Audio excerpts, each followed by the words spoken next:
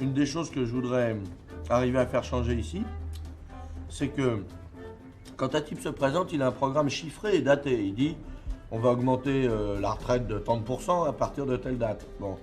Après ça, il dit on va faire baisser l'inflation de temps, on va faire baisser le chômage de temps hein, à telle date.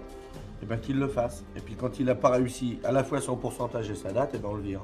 Et puis on recommence, on revote pour un autre mec.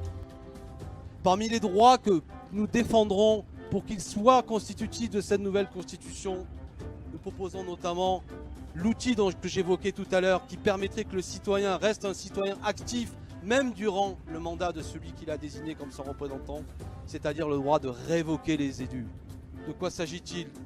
D'un droit qui permettrait, allez, pourquoi pas, à partir de la mi-mandat, que si un certain nombre de citoyens le demandent, on pourrait fixer par exemple au fait que 15% ou 20% du corps électoral le demande, suite à une claire manifestation de cette volonté, c'est-à-dire une espèce de déclaration sur le fait que je mets mon nom, mon numéro de carte d'électeur, et donc une fois que c'est X% du corps électoral leur a demandé, eh bien on peut refaire l'élection. Le droit de les rappeler. Pourquoi c'est une idée forte? C'est que ça crée un cercle vertueux. C'est que l'élu, quand il est en responsabilité, il sait que s'il ne mène pas la politique pour laquelle il a été élu, il y a la possibilité que les électeurs lui disent « c'est pas pour ça qu'on t'a désigné ».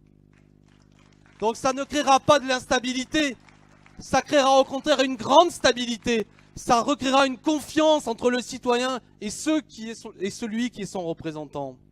Certains me disent mais ça va être le chaos, mais c'est le chaos à l'heure actuelle.